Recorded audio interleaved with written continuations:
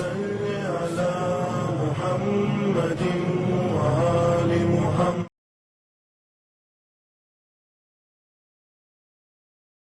اعوذ باللہ من الشیطان الرجیم. بسم اللہ الرحمن الرحیم. الحمد للہ رب العالمین. الصلاۃ والسلام علی اشرف الانبیاء والمرسلین سیدنا و نبینا و شفیعنا مولانا ابوالقاسم محمد. اللہم صل علی محمد و آل محمد عجل فرجہم. بسم اللہ الرحمن الرحیم. الف لام میم ذالک الکتاب لا ریب فیہ ھدی للمتقین الذین یؤمنون بالغیب ویقیمون الصلاة ومما رزقناہم ینفقون. صدق اللہ العلی العظیم. اللہم صل علی محمد و آل محمد وعجل فرجہم. محترم سامعین، السلام علیکم ورحمۃ اللہ وبرکاتہ. خدا کی حمد و ثنا کے ساتھ آغاز کرتے ہیں اس پاک پروردگار عالم کے نام سے کہ جس نے ہمارے اور آپ کے قلوبوں کو محبت اہل بیت کے زیور سے آراستہ کیا ہوا ہے. وہ پاک پروردگار عالم کہ جس نے اہل بیت کی محبت کے سبب، اہل بیت کی محبت کی وجہ سے، اہل بیت کی محبت کی خاطر اس پوری کائنات کو وجود بخشا ہے، بنایا ہے. اور وہی پاک پروردگار عالم کہ جس کے نزدیک سب سے امپورٹنٹ، سب سے اہم اور سب سے عظیم جو شے ہے وہ محبت اہل بیت ہے. اور اسی محبت اہل بیت کے ساتھ حقیقی مومن، حقیقی متقی وہی ہے کہ جس کے اندر وہ تمام خصوصیات پائی جاتی ہوں کہ جو حلال مشکلات مولا متقیان امیر دو جہاں علیہ الصلاۃ والسلام نے اپنے صحابی حمام سے بیان فرمایا کہ خود جب جناب حمام نے روایت بتاتی ہے، میں نے پچھلے ایپیسوڈ میں عرض کیا تھا کہ جب جناب حمام نے مولا کائنات کی خدمت میں یہ سوال کیا تھا کہ مولا مجھے بیان کریں کہ متقین کی حقیقی صفات کیا ہے، اور میں اس طریقے سے جاننا چاہتا ہوں گویا میں ان لوگوں کو اپنی آنکھوں سے دیکھ رہا ہوں، یعنی ان کی تصویریں میری نگاہوں کے سامنے پھر رہی ہوں، اجاگر ہوں، روشن ہوں. میں اس طریقے سے ان کی خصوصیات، ان کی جو اچھائیاں ہیں، ان کے اندر جو کوالٹی ہے، جو خصوصیات ہونا چاہیے، جو صفات ہونا چاہیے، وہ میں جاننا چاہتا ہوں. تو مولا متقیان امیر دو جہاں نے کیا فرمایا کہ اے حمام تم خدا سے ڈرو اور نیک اعمال کو انجام دو، کیونکہ اللہ ان لوگوں کو دوست رکھتا ہے جو متقی اور نیک کردار کے لوگ ہوا کرتے ہیں.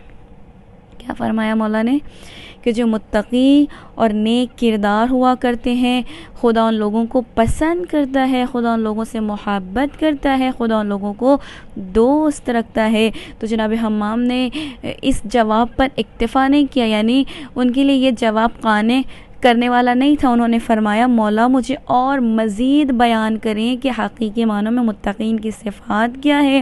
پھر انہوں نے رسول خدا صلی اللہ علیہ وآلہ وسلم اللہم صلی علی محمد وآل محمد، رسول اکرم کی قسم دے کے کہا کہ آپ مجھے بیان کریں کہ حقیقی معنوں میں خدا کا متقی بندہ کون ہوتا ہے، اس کے اندر کیا خصوصیات ہونا چاہیے.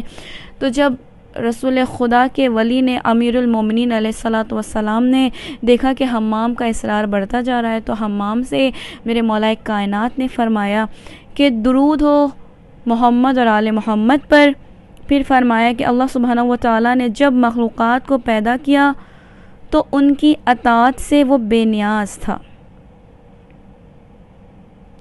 اور جب خدا نے اپنے بندوں کو پیدا کیا تو انہیں وہ تمام چیزیں عنایت کی جو ان کے لیے ضروری تھی، یا یہ کہ جو ان کے لیے ان کی زندگی گزارنے کے لیے جو آرام اور سکون کا سبب بن سکتی تھی. اللہ سبحانہ و تعالیٰ نے وہ تمام چیزیں انہیں فراہم کی. پھر خدا کے ولی نے فرمایا حمام سے کہ دیکھو اے حمام، اسے یعنی خدا کو کسی کی معصیت کوئی نقصان نہیں پہنچا سکتی اور نہ کسی کی فرما برداری اور اطاعت اسے کوئی فائدہ پہنچا سکتی. یعنی مولا یہ بیان کرنا چاہ رہے ہیں کہ اگر کوئی مومن بننا چاہتا ہے، اگر کوئی انسان حقیقی معنوں میں اپنے رب کی فرما برداری کر رہا ہے، اپنے رب کی اطاعت کر رہا ہے، اپنے رب کی پیروی کر رہا ہے، تو دراصل وہ اپنے رب کی پیروی تو کر رہا ہے، لیکن اس کی پیروی کرنا اس کے خدا کو کوئی فائدہ نہیں پہنچا رہی ہے. اگر کسی کو فائدہ پہنچ بھی رہا ہے تو وہ بذات خود اس انسان کو فائدہ پہنچ رہا ہے جو اپنے خدا کی پیروی کر رہا ہے، اپنے رب کی اطاعت کر رہا ہے.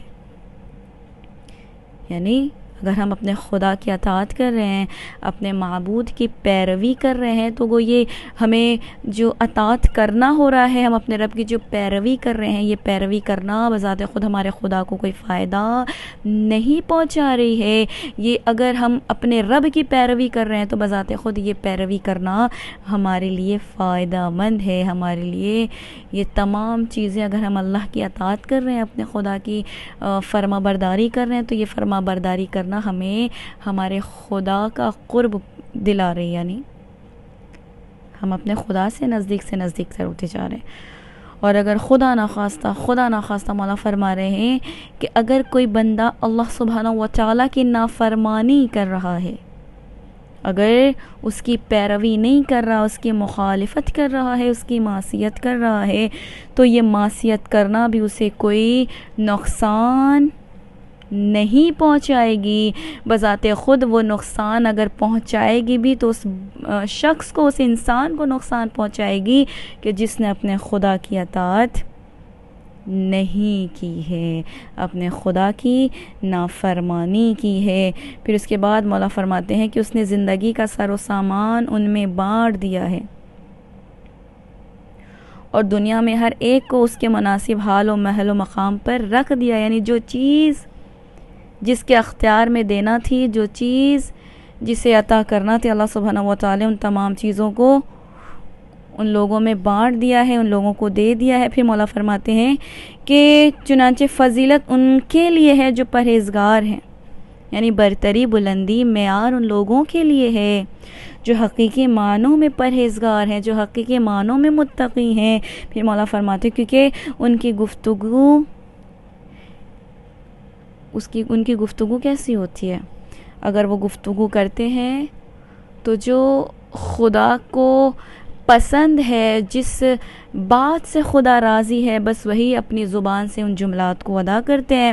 اور اپنی زبان کو جب کھولتے ہیں تو یوں نہیں کھولتے کہ بس ہم نے یوں بول دیا، ہم نے کسی کا دل توڑ دیا، ہم نے کسی کو تکلیف پہنچا دی، ہم نے کسی کو ایذا پہنچا دی، ہم نے کسی کی دل آزاری کر دی. مولا فرماتے ہیں وہ پرہیزگار، وہ متقین افراد کہ جب وہ اپنی زبان کھولتے ہیں تو اپنی زبان کو بھی اس طریقے سے کھولتے ہیں کہ اپنی زبان سے ہر اس الفاظ کو ادا کرنے سے پہلے 100 مرتبہ سوچتے ہیں کہ اس الفاظ سے کسی کی دل آزاری نہ ہو. اگر یہ گفتگو ہو رہی ہے تو یہ گفتگو مجھے میرے خدا سے دور نہ کر دے. پھر مولا فرماتے ہیں کہ ان کی چال ڈھال میں میانہ روی ہوا کرتی ہے. کیا کرتے ہیں وہ؟ اپنی زندگی کے طور طریقے میں میانہ روی سے کام لیا کرتے ہیں. یہ حالت نہیں ہوتی ہے کہ ہمیں اللہ سبحانہ و تعالیٰ نے بہت کچھ دیا ہے تو ہم ان تمام چیزوں کا بہترین طریقے سے استفادہ کریں.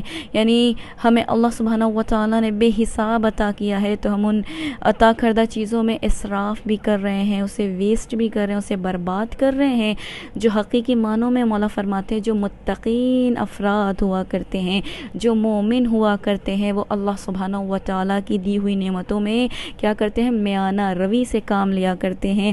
اور پھر مولا فرماتے ہیں کہ اللہ سبحانہ و تعالیٰ نے جو چیزیں ان پر حرام قرار دی ہیں، جو چیزیں اللہ نے ممنوع کر دی ہیں، اللہ کے نزدیک جو چیزیں منع کی گئی ہیں، جو چیزیں اللہ نے استعمال کرنے سے، انجام دینے سے، کرنے سے روکا ہوا ہے، وہ مومن بندے ان تمام چیزوں کی طرف دیکھنے سے بھی پرہیز کرتے ہیں، یعنی مانو ایسا اپنے آپ کو وہ ظاہر کرتے ہیں کہ وہ اپنی آنکھوں کو ان تمام چیزوں کے دیکھنے سے محروم رکھتے ہیں، اپنی آنکھوں کو بند کر لیتے ہیں، اور اس لیے بند کر لیتے ہیں کہ یہ چیزیں وہ ہیں جو ہمیں ہمارے خدا کی نافرمانی کروا سکتی ہیں، یعنی یہ وہ چیزیں ہیں کہ یہ خدا کی حرام کردہ چیزیں ہیں، اور یہ چیزیں وہ ہیں کہ ان کے جانب دیکھنے سے پہلے ہی وہ کیا کرتے ہیں، اپنی آنکھوں کو بند کر لیتے ہیں، اور ہمیشہ ان چیزوں پر کام دھرتے ہیں، یعنی ان چیزوں کو سنا کرتے ہیں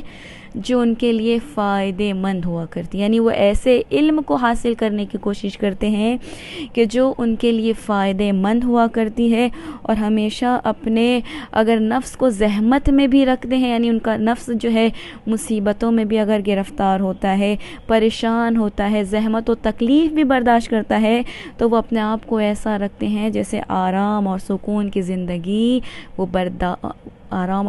زندگی وہ گزار رہے ہیں، جیسا کہ خداوند متعال نے انہیں ایک سکون کی زندگی عطا کی، اگرچہ وہ مصیبت اور تکلیف کی زندگی گزار رہے ہیں۔